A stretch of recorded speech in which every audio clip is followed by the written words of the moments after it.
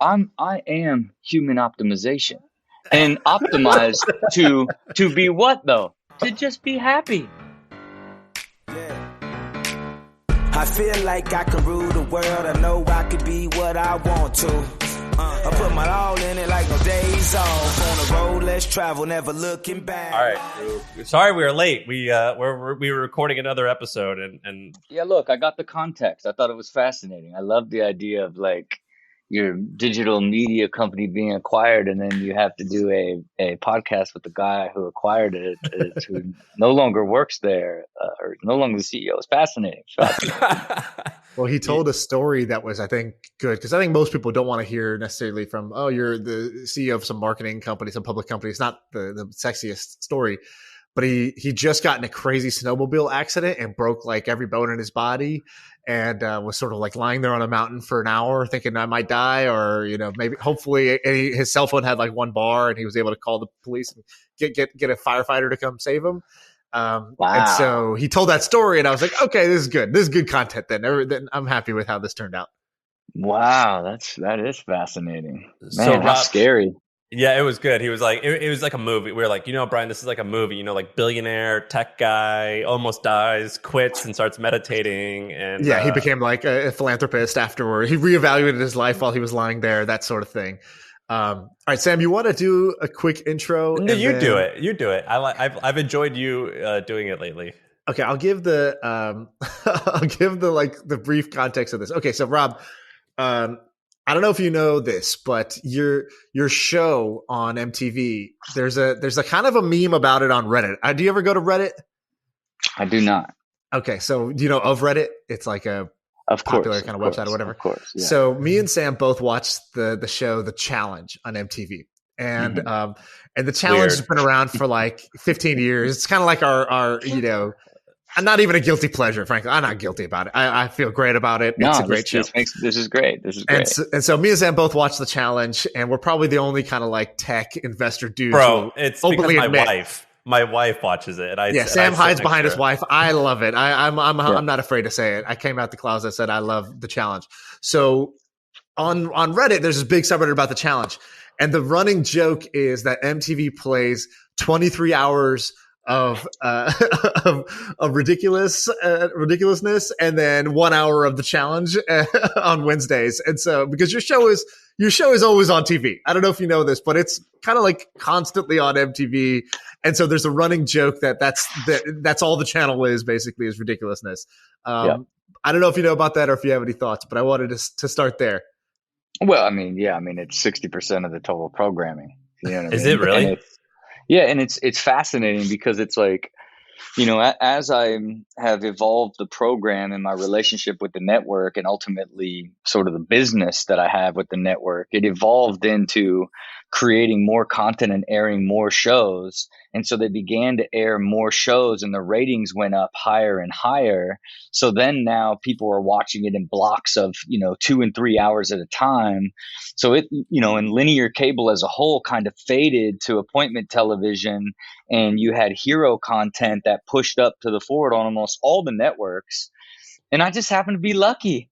You know what I mean? Of like finding that sort of resurgence. But I was also, because I control and own the production, I have negotiated on the unit economics of the show and what the network needed as the cable advertising world was evolving. So I was able to control it at a higher level than traditional talent, which took me from getting 30 episode orders to 168 episode orders, which then eventually became 500 episode orders, right? It's an unusual. And were you always plugged into that? Like, I know with, for example, athletes like Floyd Mayweather, right? Starts off as a boxer, but then the promotion, the production company basically takes all the economics, and he's out here, the talent, the one that's drawing in all the viewers, but didn't own that piece. And then over time, now he owns it all because he kind of like got screwed for a few years, or sort of wisened up and said, oh, I need to own more of this stack in order for me to like benefit in the way that for the value I'm bringing. Did you get it from day one, or did it take some time for you to figure that part out? Look, I think you guys know the complexity of making a successful business, right? So at the end of the day, there's arbitrage for talent and different aspects of business, and it relates to entertainment, but the ability to actually monetize it, create value, and then in my case, sell it for a significant amount of money is extraordinarily difficult unless you really understand business at a really high level. So it's way beyond. I started my first company at 18 years old. I went through basically years and years of making millions and losing millions through ventures, where I ultimately created a system to grow into being a great entrepreneur. And then I capitalized on this unfair advantage that I had in the entertainment space to be able to look at the opportunity and maximize it, both from a talent perspective and create a business that I was able to have acquired through that platform. You know what I mean? I think it's more rare than it is common for an athlete to have that mindset. Yeah, and let me give a background here. And this is what I'm about to say is with no research, it's just as a fan. So you don't know this, but I still skate. So I've been a fan of yours forever. And so I have here, look, here it is. Can you see that? There's my tray flip. Talking about a full tray flip right here, fully caught. Yeah, that's totally. A real tray flip. Look, that's a real tray flip. I still have it in me a little bit. Oh, my camera will come back in a second. But so you started skating very young, and I think you were sponsored by Alien Workshop when you were like 13, 14, 15, something like that, right? Well, to give you more context, like I got sponsored at 11 years old, but I connected with the group and when they founded the Alien Workshop, and I turned pro for it when I was 16. And you, but now I think you own Alien Workshop, right? Or you're part owner? No, I acquired it for $4 million, and then I gave it back to the original founders, That's crazy. Free and clear. On top of buying a bunker in Ohio so they could run the company out of it, and gave that to them free and clear. No, it was the worst mistake I've ever done in my life. Was acquire a skateboarding business. Look, I did it more. They were acquired by Burton. And every advisor around me was like, this company does not make money. It has terrible margins. Like, it burns cash. Like, this is a terrible investment. I didn't care. I didn't understand business well enough. I just wanted it for the story. The hometown kid buys back, the Alien Workshop that he sat in the room and helped choose the name and create the brand when he was 16 years old, and finds great success and comes back and acquires the business. And when I acquired it, I felt like I acquired a hornet's nest. And I learned so much about the operational side of business and culture and the dynamics of what I'd consider a toxic culture. And I just realized that my passion was to create, build, and create an ROI and an IRR for the stuff that I created. And that doesn't align with skateboarding very much, right? Like, they're really like misery loves company. Let's all be broke. Let's all barely survive. Let's all like keep it real. Let's hate everything. Starving artist syndrome. And I literally was on another call and was like, man, I don't even want to be I don't want to put another bit of my energy in here. And I'm like, you want to know what the real hero story will be? I'm going to give back the original founders who built the company and sold it. I'm going to just give the entire thing back to them. And that's what I did. So we have to talk about that in a second. That's crazy to me. Not in a bad way, but it's crazy. And so you're a skater. I used to watch you in a lot of Trans World videos as a kid and a bunch of other stuff. And then you were early-ish very early at DC Shoes, before DC Shoes was even named DC, right? Mm-hmm. That ended up becoming a pretty monster success. And so you've seen a bunch of stuff. Then you started some of the early shows, which crushed it. And then now you're sitting here talking about ridiculousness, and the way that you're describing things, I'm like, the evolution's crazy, right? From skateboarder to like talking about how you own 60% of the programming on MTV. And so I wanted to give like context there, because it's amazing and it's inspirational. But at this point, you've got your hands in everything. It seems like you dabble, you do a bunch of stuff. If I remember correctly, years ago, you had like a food truck. Is that right? I might have wrote an episode around a food truck, but it was probably fake. For Fantasy Factory. You had like a bunch of different you had a bunch of different stuff. You got your hands in everything. I think did I read that you were you do horse racing. You own racehorses. I did. When I got into horse racing, I jockeyed a horse for a race at Hollywood Park and won the race. Went on to own 12 or 13 racehorses, including a horse that got third place in the Breeders' Cup that I sold for $2 million that I paid $200,000 for. That's crazy to me. So is owning a horse a good investment in general? Like that's a great, obviously that's a great flip, but it's not. But for me, I got out unscathed. You know what I mean? Like for a lot of people I know that are in it, it's just really for the enjoyment of it. It's a lot of fun to go watch your horse race. I had a lot of respect in the racing community because they know I jockeyed a horse. They know how insane that is, right? Did you do that as a skit or did you take it seriously? No, I did it as a skit. It's like it's the scariest thing I've ever done. You're talking to a guy who's broke the world record for jumping a car backwards. I barrel rolled a car. I've been attacked by a shark, a tiger. It's like I've done, broken 25 world records on a skateboard. But the scariest thing I'd ever done in my life is jockey a horse at Hollywood Park. Because it's just you on the back of this horse. You got a hold of its mane. You break the gate. You're going 50 miles an hour on the back of this giant beast. How is your current your entities set up right now, as well as your focus? Because if you have the reason I'm listing all these crazy things that you do, and all these projects that you've got going on, which are very substantial. How are you balancing all of this, and what's your current business structure? Do you have like a Rob Dyrdek Media, which only does the MTV stuff, and you get some type of fee from them, and then you have, I would imagine. Let me tell you. If you want to talk structure, let's talk some structure. Yeah, I basically operate as a probably like a hybrid entertainment family office, right? / venture creation studio, right? So I have a single entity, the Dyrdek Machine LLC, that owns everything, including Rob Dyrdek Inc., which is the entertainment side of Rob Dyrdek's business. So all of that capital flows into this single LLC, and then I distribute that capital into real estate holdings, right? The cash flowing real estate holdings, or I distribute it into ventures that I co-find and create, right? So I co-find and create almost every single company that I build.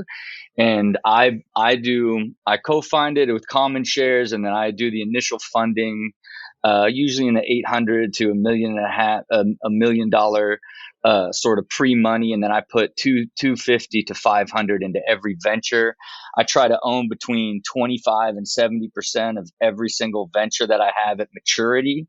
I have built 17 companies, sold 6 and netted $450 million since I launched the company in 2016. One of those is the production company, but all of these entities sit under the umbrella of the venture side of the Dyrdek Machine business, including Rob Dyrdek, the television business. So my production company that was acquired, my earnout goes into the LLC that I own 100% of, right? And then my talent money lives in that same thing. Then I pay myself a salary that goes through that, and then I invest all of that in basically non-correlated cash flowing real estate investments, whether that's manufactured housing, multifamily units, storage units. Like I've been investing in a lot of RV parks lately. Dude, this is music to my ears. Yeah, it's a very sophisticated, hybrid family office that I built for myself right now. And keep in mind, every venture that I create has a time structure. We call it the unified theory. At the very beginning, we lay out the entire capital path and growth path, and when we want to sell it and how much we want to sell it for, and that's our target. Everything is built to sell from the very beginning, whether that's Pig Out chips and Outstanding Foods or Mind Right bars or Luso comfort wear or any of the builds that I've done over the last 5 years. But all of it is connected to this idea of the capital that you've earned, the tax efficiencies on how you earn it, and then ultimately the IRR on every dollar wherever it goes inside the system. And what do? Then you keep your expenses within the range of your dividends that come from your real estate. So you basically play the entire game for free. And then as you scale and have big exits and big liquidity events, you just pump more money into the overall system, and you basically live this extraordinary free life. Now, to that point, I do all of this with 30% of my time. Right. Because I've mastered time, energy, and capacity. Right. So I live this extraordinarily balanced life by design where I only dedicate 30% of my time to podcasts and my shooting television and building my businesses. I spend 30% sleeping, 10% on my health, never compromise it, and then 30% with my family. How much is So 30% for you? Like how many hours are you looking at? 30% of a 40-hour work week or 30% of your waking? He's saying of a of my day. entire life, all hours, So right? 8 hours, So basically, right? no, all life of the 24 hours in a day, I sleep 30%, so 7 hours, right? Yeah. Like I work 7 hours, I'm with my family 7 hours, and I spend 3 hours on my health on average, right? When you Yeah. look at the overall balance. And then I could show you this because I track it every day and it pumps all of it into this beautiful dashboard. Because what I've done over time, because to give you an idea, I shot 250 episodes of television this year. It's exactly 4% of my total time. That's how highly optimized it's become, right? Because you basically have a certain level of human capacity. And in order to scale it, you either hire or automate it. So I live this deeply automated life that hires people in to add capacity. And at the end of the day, I just live super balanced and happy. That's it. So give us an example. What software are you using to track all that time? Yeah. That I dashboard.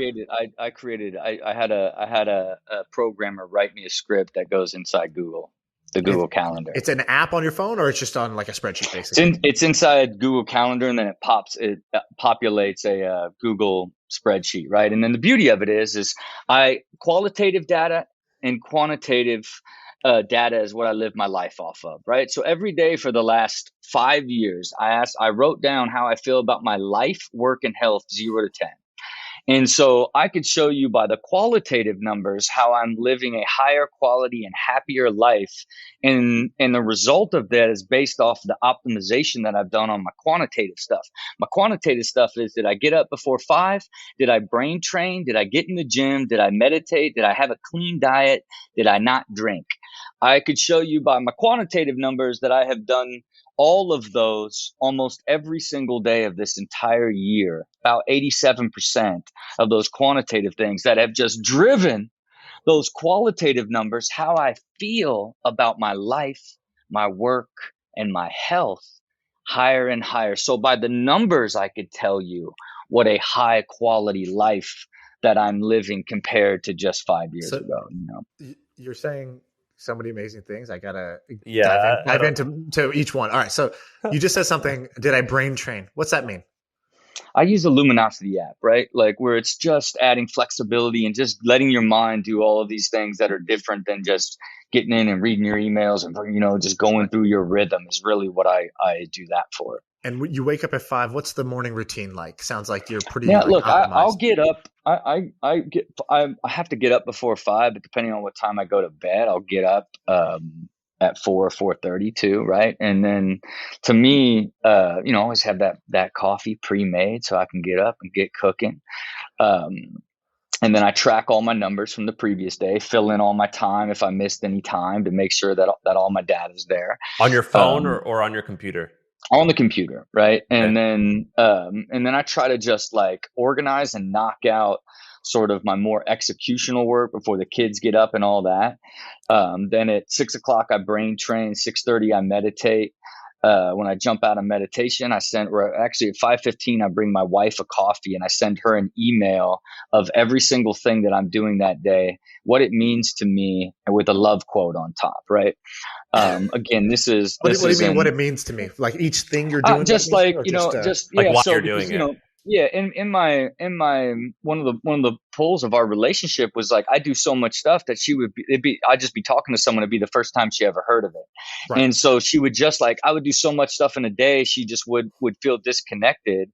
So I just started giving her an email every day of like what I'm doing, what it means, with a nice love quote, right? And that then settled down the energy of feeling disconnected from everything that I'm doing. Bring her a coffee at 5:15. God bless her. She started doing 5:30 calls for her business, which means she's going to be tired earlier. That means we can go to bed by 9:30, right? Which is another sort of blessing.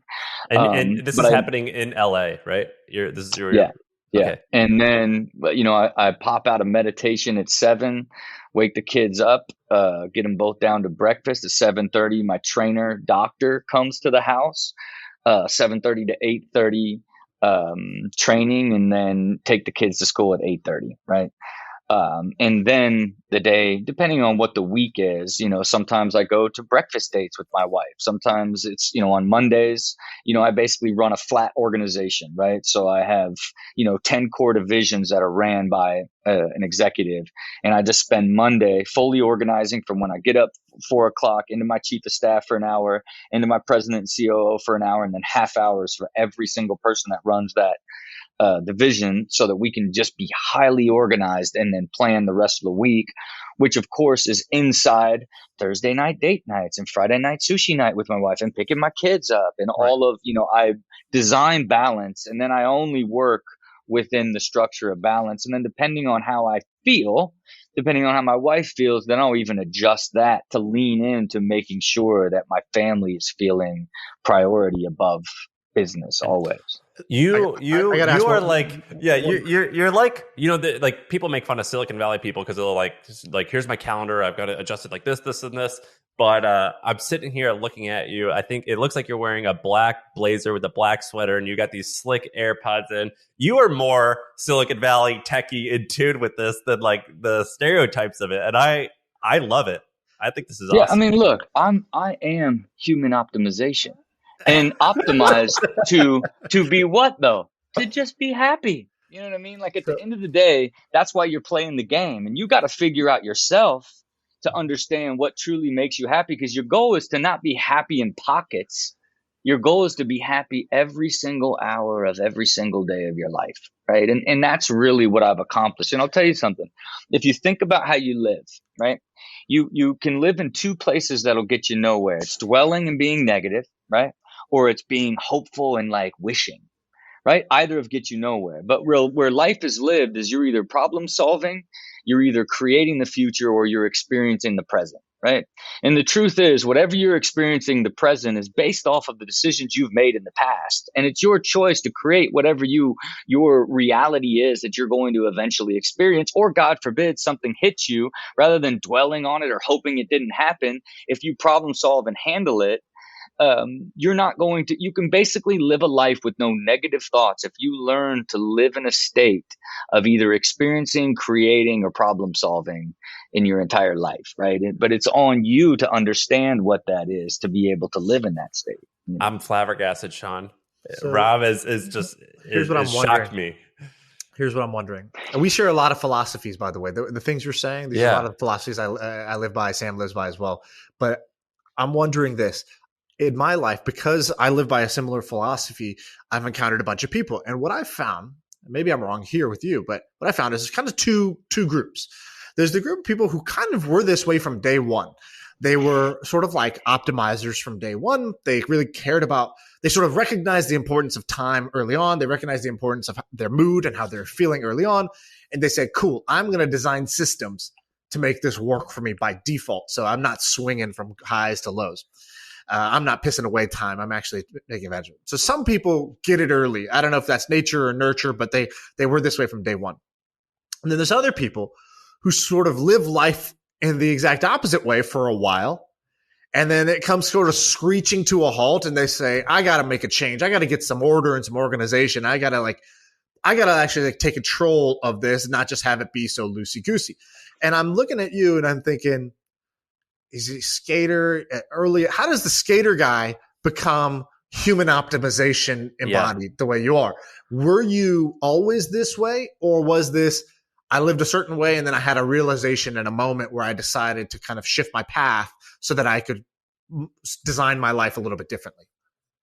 Yeah, I was not this way. You're talking to a guy getting attacked by sharks, who's starting company after company, breaking world records, jumping cars, doing cartoons, television shows, doing all these things, as you related to in the beginning. Like you were pulling into, I would say you were pulling energy from like who I used to be and what you know me as, right? Just as a fan. Like, Yeah, right. So the way that you were viewing was in fact really how I was kind of living, where I was being, always refer to myself as going in so many directions that at once I was like pulled tight. And so what happens? You swing from side to side in order for there to be some sort of give in whatever you were ultimately doing. And for me, I'm had built my league, my professional skateboarding league, and took it to market to raise capital. And these groups were like, "Oh, we want a piece of everything that you do. Look at all that you do." They offered me a 360 deal. I thought, this is it. I've just done this whole thing by the seat of my pants, and like finally, like these people are going to recognize me and turn me into the billionaire I'm meant to be. And when they did the diligence on how I ran my finances, how I ran my life, all aspects of it, they were like, "You're not even investable. You're just like, you spend all the money that you have, like you're not creating any value, like all this stuff." And it was this deep awakening of like, you're not who you think you are. Like you've attached yourself, this identity that you've created for yourself is actually false. And the success that you've had by being so driven and so ambitious, like, as despite all these other things you're doing that are failing, you're making up for it by other things working. Like you aren't actually what you think you are. And I went on this journey to begin the discovery of like, how can I begin to put a system around myself to become. First it was like, how do I learn business? I don't know business. And I hired a consultant to teach me how to build a company beginning to end. And in that process, I found this book called Start at the End. That was a business book about decide what you want out of a business before you ever start it. And then it was like this sort of like insane sort of moment that where I was like, man, like I need to start treating my life like that. What life do I want? And how And long then ago was now this? that would have been in 2013. You know what I Wow. mean? So it wasn't, you got to understand, the evolution and the growth that I have gone through over the last 6 years is 4 or 5 lifetimes of growth. You're talking about from saying you're uninvestable to creating generational wealth in a 5-year period. Right. Okay, more and now transitioning beyond self-preservation to generational preservation. What is my 500-year plan? How am I going to affect Dyrdek's for the next 500 years? And I couldn't even in 2013. I was single partying, and like part of like when I looked at like what's my ideal life, I want to have balance and love and marriage and kids and these things. So I had to begin to change the way that I was living to ultimately create the energy to attract um, the person, the people, the knowledge, everything that I would need to grow into the person that I had designed for myself in 2014 and 15. And was you said your production company was acquired? Was that the biggest win for you financially? I mean, there's no doubt, you know what I mean? But you got to understand, like, even, it's such a significant amount of capital. And I own 70% of it. Right. So it's a big acquisition. The final numbers we're still in the middle of the earnout, but it could be close to, 125, 130 million for just me now, right? And so that unto itself is a really significant single transaction that very few people ever experience. Right. You know what I mean? So again, to me, it's the first company that I built that was in the built to sell structure. Right. Of when I just taught myself business, completely built a system for how I would create businesses. It was the very first one that I built to sell, and built it and sold it in 3 years. Right. And went first to the investment bankers, said, I'm going to build a production and sell it. The people that only sell production companies, they're like, okay, here's how you got to do it if you want That's to build awesome. it and sell it. Yeah. Then I went and hired a person who just went through a build and acquisition, who was the number 2 at the company, to help me build it. Then I went out and began to build it. Now, what happened? A whole lot of magical shit happened. You know what I mean? Like, because like like all of these different things like occurred that allowed me to go from 0 revenue to 50 million in the first year, that allowed like the trajectory of the growth and the EBITDA in the company to scale based off of Ridiculousness having a second resurgence and me being able to negotiate the value of the company based off of now understanding the production and the unit economics of what the network would need. These unpredictable things that in the beginning, but I said it where I would build it and sell it in 3 years, and then took it to market, went back to those bankers 3 years later. Here's the numbers. Let's take it out and see who would be interested. Now, as fate would have it, the group that acquired it was the same group that offered me the 360 deal that said I had no value in 2013. And when they acquired it, part of the acquisition, I made them also acquire my professional skateboarding league as part of the roll up that they created, right? So it was a very poetic justice and beautiful sort of 360 moment as it relates to they as the single sort of private equity group that drove me to like reevaluate and really push myself to like design my life. And then they come around and also provide the opportunity that sets me up for the future. Instead of owning half of me for the rest of my life, they acquired the only 2 assets I kept from that era. And you don't know this, Rob, but Sam is kind of a nut like you. I think at the age of, he showed me the spreadsheet. He's like, I made this, I think he was 23, 24 maybe. And basically what he did was he said, okay, I want to have, I forgot what it was. I want to be a millionaire, self-made millionaire. I said I wanted to make $20 million by the age of 30. By the age of 30. I want to have $20 million by the age of 30, liquid cash that I actually, I own, liquid net worth. And so he then created a list of all the rich people he could find in tech, because we're in the tech world, right? And he's like, okay, from Jack Dorsey, who created Twitter and Square, to like whoever. And he mapped out how many years did it take them to make their first nut of like $1 million, and then like how long before they got their big win. He's like, okay, the median time is 7 years. The average person is getting this. I need to be on this trajectory at this, and so he's like mapping it all out. Well, so I was like, I need my business to be at this revenue with this EBITDA inside 4 years, because that means the growth rate is this. And then if I own this percentage, that means I'm going to make this after tax, so long as I'm in this state. Yeah, everything. And then, when Sam did you do it? Yeah, he did it. He pulled it off. He just sold his 31. I sold the company when I was 31. A year late. Yeah, good for you, man. And you want to know why you did it? Because you started at the end. And then like it wasn't about how the path actually went. You could have never predicted. You're like, whoa, I would have never expected it to be in this one, whatever it may be. But your mentality was there on what it is. And you're very young, because you got to think the way I'm talking. I didn't do this till I was 40, 10 years from now for you guys. You know what I'm saying? But go ahead. Sorry, I didn't mean to cut you off. I just wanted to know the payout. No, you had a point for me on that, or no? I just jammed you. Yeah.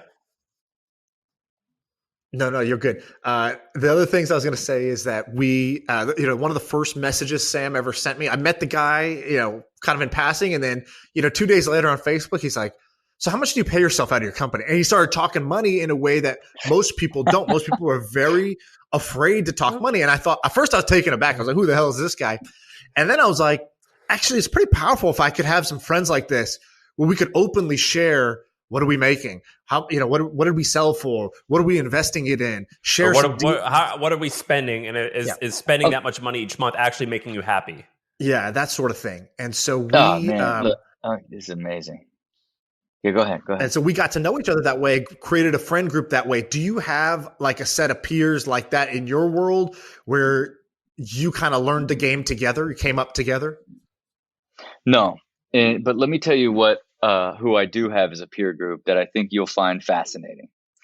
Have you ever heard of Tiger 21? Yes, we've broke down that business a ton. I actually think that you can build a new Tiger 21 because it's pretty old school. It's like all old rich guys, right? So like it's not very young. So I'll tell you what my Tiger 21 experience is, right? So to me, it's not about the business model of Tiger 21. It is about the peer group of Tiger 21.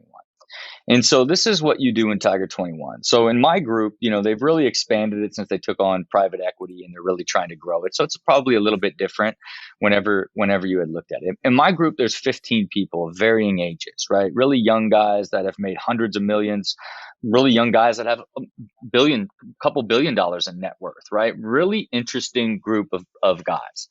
Now, this is what you do in Tiger 21. Each month, one person has to show all of their assets, and it's called portfolio defense, right? So each person has to like lay out, this is every single thing that I'm doing. So what are we doing as a group? Not only do we understand each other's philosophies, what they're spending, their life philosophies, all these things, but seeing how they manage their wealth, not making money, but managing wealth, right? All of the latest things through their own advisors that we share and all this stuff. But at the core of it, you're the realest of the real, because you have to be very real in order to open up and show everybody what you actually have. And to me, when I first heard about it, I'm like, oh my God, this is the group for me. Like, this is what I need. Like, I know that only like the realest people would be willing to share all of their investment strategies and all of their assets. And so for me, I actually have been in it now for 2 years, and it was life-changing for me.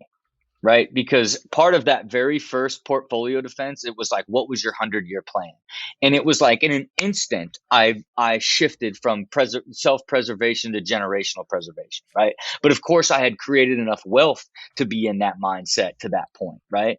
And now over these last couple years, it is a depth of knowledge of wealth building that that's so personal that I've just never experienced that I could never experience through just people that were my friends, that weren't like open to this being part of the structure of a club, if you will.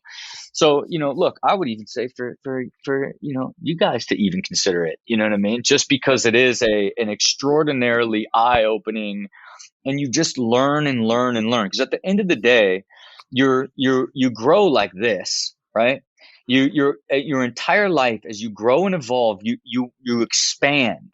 And what you want to do is be expanding in one direction, because that's where exponential growth and greatness and mastery and all these things lie, when you grow into a single direction. So, I think that it's something like that as a peer group has been massive for me, that I didn't have before that, because I don't have anybody that because I come from a sort of a different world, I just didn't have any relationships with people that were thinking like that. Were you doing, I know that you've been famous for forever, it seems, and you've always been doing cool shit, but you mentioned earlier that when you were going through due diligence, that the buyers were like, dude, you're spending too much money, or you're buying things incorrectly, and you're not, you're mixing personal and work. Maybe, I don't know. But were you making a significant income leading up to your big exit? And also, judging just purely off TV, so who knows if it's real, it seems like you spend a lot, and you like to ball out, and you like to do fun stuff. Were you spending a significant amount? And so, like, were you actually financially successful prior to the deal? And you're saying when they offered me the 360 deal, when they went in, you sold your production company recently, although that's still kind of mid. It's not entirely done, right? But prior to where you said you read the book in 2013 or whenever it was, were you actually doing well, or was it like you're still getting by, but you're making dents but not crushing? I was making a significant amount of income. Right. The problem was I was spending so much and not managing it properly, not looking at what I was doing. I would I put $2 million, $4 million cash to buy the distribution company. I put $2 million into building the first ever Street Dreams skateboard movie. I put $2 million into building my league. I was just making millions and investing in building any which way but loose, on top of having, a $5 million a year overhead and bodies in running the Fantasy Factory, and then all the people that were underneath me as part of the management team. So Fantasy Factory costs $5 million a year to maintain and run? No, like having the building itself was $750, right? And now you put all the bodies in there, you know what I'm saying? I had, president, COO, like full-time like general counsel, like CEOs. Like I had like, you know, a 30-person team. I was like running like an agency almost, the way that it was built in that era. You know what I mean? So But were you let me give you making any context. profit at all, or was it You break know, even and you're just spending it as no, you're I going? was like, I was breaking even because yeah, I was making profit and paying taxes, but after taxes, I wasn't saving any money. I kept reinvesting in new project and bigger ideas because I thought that's how you do it. You know what I mean? You just keep taking shots. Back then, I used to say, like, our money's fearless. Scared money doesn't make money. And it's like, you want to know, dumb money doesn't make money. You know what I mean? Like, that's like the reality of how I was running. And again, it was because I revolutionized skateboarding and built Street League skateboarding. I launched and built a cartoon on Nickelodeon. I had multiple shows on MTV. I owned my integration rights. So I was doing Chevy deals and Microsoft deals and making millions of dollars. So I was having extraordinary success. Only like I wasn't, the way I was reinvesting in it, I was still essentially rather than creating value, I was really almost like a creative services You just agency. kind of sloppy. Just you weren't tight. Was not only not tight, but wasn't creating value with intention. Wasn't looking at markets Yeah. and market sizes and trends and how could I create a business that could be acquired one day. I'd never even heard of a I didn't know what an investment banker was in 2013. I thought it was someone that dealt with high net worth individuals. When they told me my league was worth $30 million and we did 7 million in revenue, I said, how? They're like, oh, it trades at like, you know, 4 to Multiple. 5 times revenue. And I'm like, how? How does how does that even work?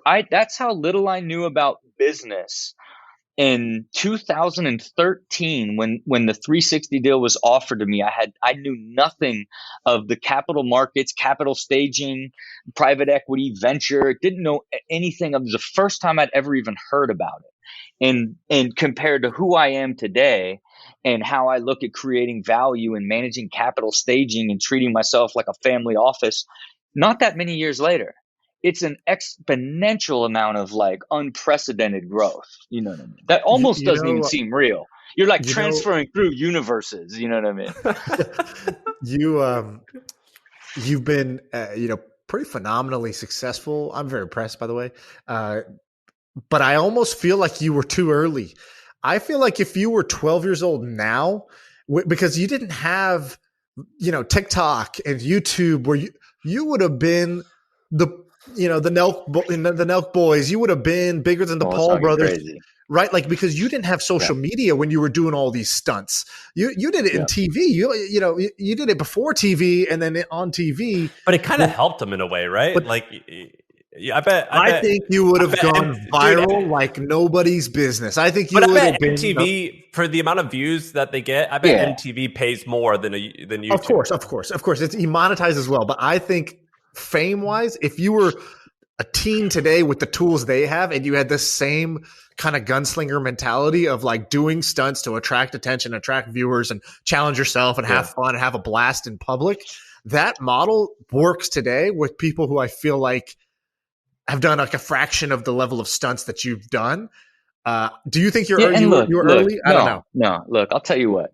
It makes me tired just even having you say that. It's just like, God, think about being on YouTube. You know what I'm saying?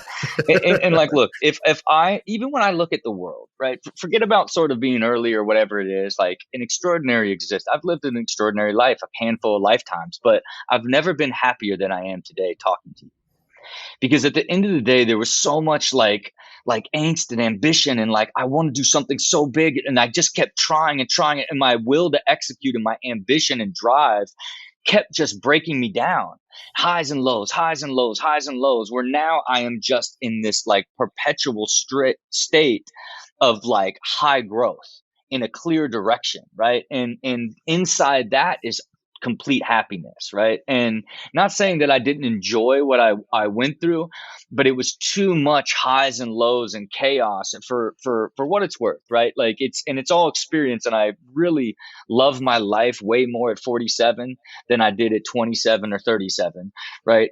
And that's really what human mission is, right? At the end of the day, you want to live this peaceful, happy, effortless, like fulfilling life. That's really what you're chasing, right? You want a life of infinite abundance and love, right? And the only way you can actually get to that is through learning mastery of self.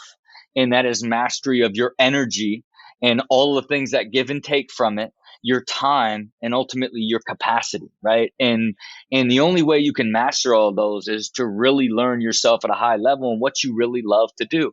And the difference is back then I had to do so many things that I didn't enjoy to feed that beast, right? And continue to find the next thing, and constantly struggling with like, I got to do another show and it's got to be bigger. It's like that sort of thing, where now everything's so much more controlled and done with purpose, inside balance, that you just enjoy every moment of the process, right?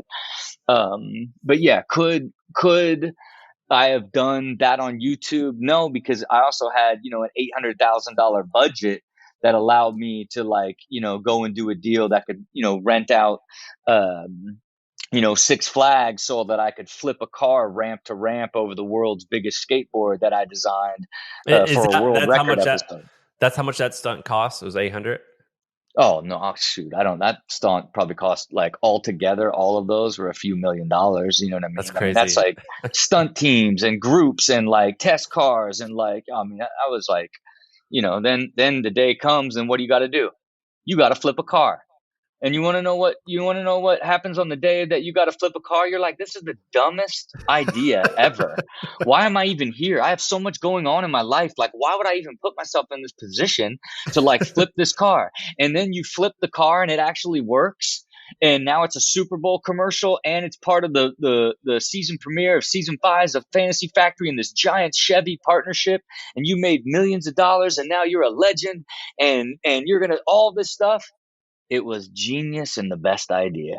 But the day of, when you got to do it, it's like, it's not even that cool. This is so dumb. You know what I mean? That's basically all of those, all the stunts that I did in that era. It would always be like, this is the worst idea. It's not even funny. And then when it was over, I'd be like, I'm a legend. I'm a legend. Earlier, you said that you track trends now, and you start at the end and you work backwards. What trends interest you at the moment? What business opportunities are intriguing to you? If you had a little bit more, like, even if you aren't going to do it, but you wish you had more time, and it's just kind of on the side, and you're like, this interests me. I think someone should pounce on this opportunity. Maybe I will, maybe I won't, but I'm interested.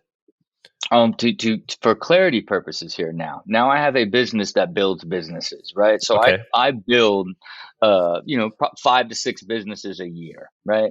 And although I've kind of like really pushed into all the builds I'm doing at the end of the year here are all in the beauty industry, adaptogenic topicals, water filter system. Saw real opportunity and sort of in the beauty space of like how important like water is, and how many chemicals there are, and when you shower, but then you go and spend all this money on your hair and makeup and skincare, but you wash yourself in chlorine.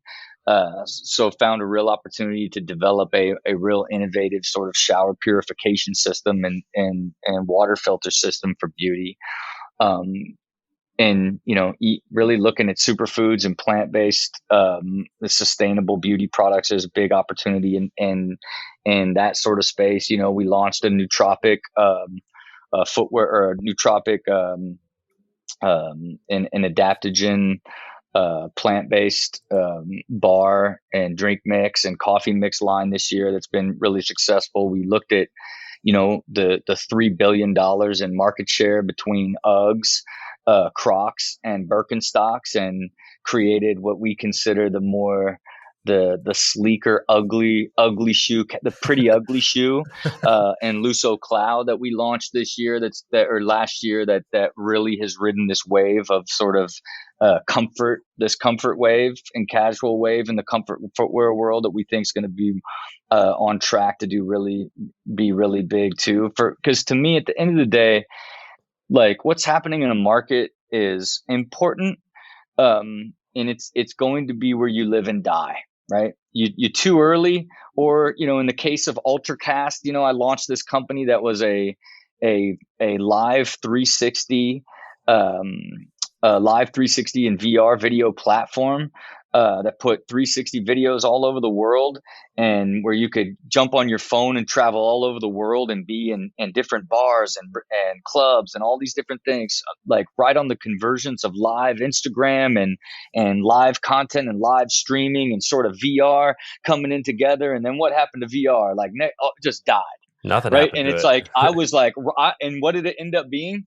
Like the new 3D TV, right? And so 360 video became like the new, like the 3D TV, right? And so even though I got it right on the wave, and like it was super innovative with an amazing CEO who, once the company went out of business, built and took a company public in like 9 months. But that fails, right? So you're trying to time markets and look at trends and all of that, but at the end of the day, like you got to get a little bit lucky. So you want to be in the right place, white space, and an opportunity that's investable. There's so many nuance to a white space and where opportunity is. I can tell you from someone that's built 17 companies in the last 5 years that the greatest lesson I had in years 2 and 3 was founder market fit. You know what I mean? Like where it's like when the biggest red flag you will ever hear is when somebody comes from one industry and wants to be in another because this one's so much easier, right? It's the margins over here, it's the shelf stability over here, there's not size. It's like they all have a position based off of how hard their particular industry's sort of structure is, and they're all hard. And you don't want to build companies with people that have to learn the industry as they go, right? And I think that's I would get caught in seeing great opportunities and ideas and build with really relentless, experienced founders who get crushed in the learning curve of trying to learn and understand a new industry. It's something that it's very hard for me to build a company with somebody that's getting into an industry for the very first time. Rob, we've had like billionaires on. We typically don't do guests. It's typically just Sean and I, but we've had billionaires. We've had, Gary Vaynerchuk was on recently. He was really fascinating. We've had some famous people. We've had all types of people on here. You might be the most interesting that we've ever had. You're definitely the most surprising, and hopefully this isn't, you don't take this the wrong way, but I judged you based off of just as a skateboarding fan and what I knew about you on TV. Obviously, I knew you were this slick ass businessman and you always had some cool shit going on, but you are way more dialed in than I ever would have imagined. And you might be one of the most interesting people I've ever spoken to. And I think you're my new hero. This has been amazing. Look, I could tell by the questions you asked me that it was coming from that sort of lens, and I thought to myself, man, let me feed this guy kind of the angle and the evolution of where I'm operating at, right? You've evolved like a motherfucker, is what and think about it too. It's extraordinarily concise and clear, right? Because it's like I constantly am seeking clarity, so I'm always operating from a place of intention, and then I'm consider myself to have an evolutionary mindset, where it's like how can I purposely keep evolving with purpose in a singular direction. And one of those is like literally human optimization and being happy as could be, you know what I mean, at the end of the day. But no, I thank you and I appreciate it, because you guys also had me do work, right? You guys said, hey, can you write an agenda of what you want to talk about on today's show? I'm like, these guys are like having me write an agenda to be a guest on their show. And I wrote out an agenda and we never even covered any of the subjects. Can you come back? We didn't cover it because you blew our mind early on, and I could have took the first 3 things you said and said, okay, I have 2 hours here where all I need to do is just let you expand on that. Because if I'm listening to this and somebody says something interesting, there's nothing more annoying in the world than the guest going back to their preset agenda and not asking about the really interesting thing the guy just said. And so we had to do it. Look, it goes back to what you said about building towards the end. Yes, we had you planned, just like I planned my exit. But like what you said was, you don't really know what's going to happen in between. Yeah. Yeah. And look, even with all this planning and structure, I don't let it, I'm not controlled by that calendar. You know what I'm saying? Like I still allow myself to but the beauty of the system is I could just shut down 3 days and everything continues to move and then picks back right up when I get there.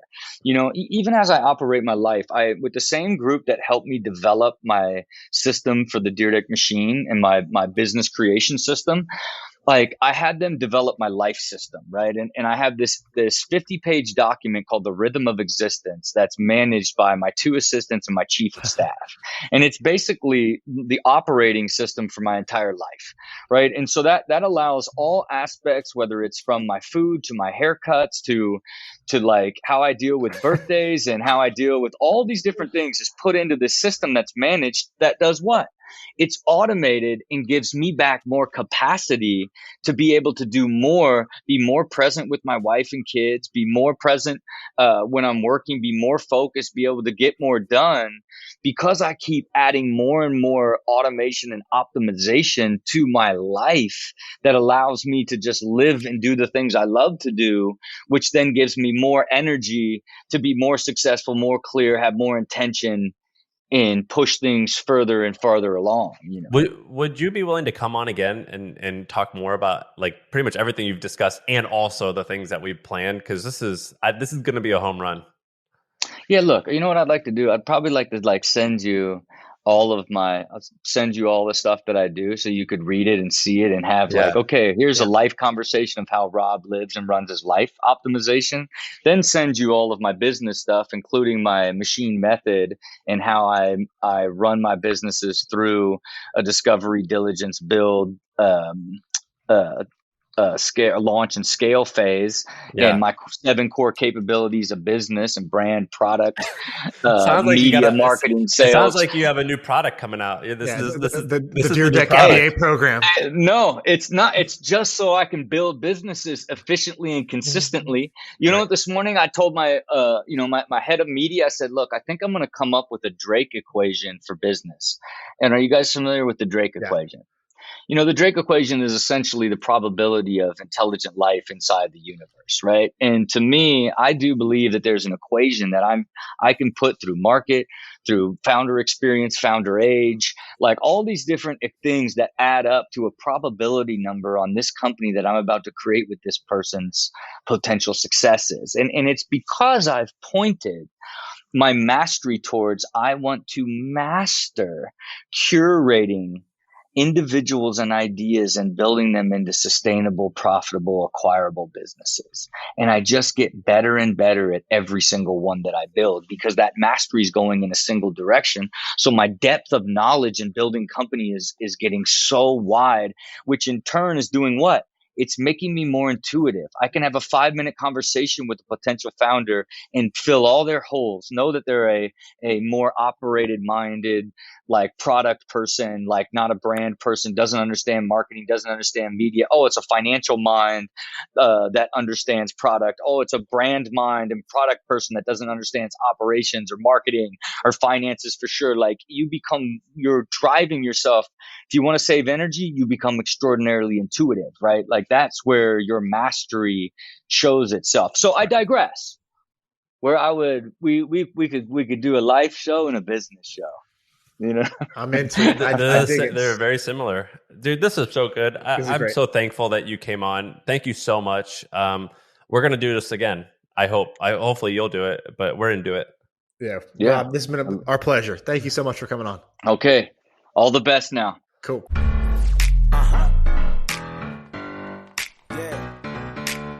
I feel like I can rule the world. I know I could be what I want to. I put my all in it like no days off. On the road, let's travel, never looking back.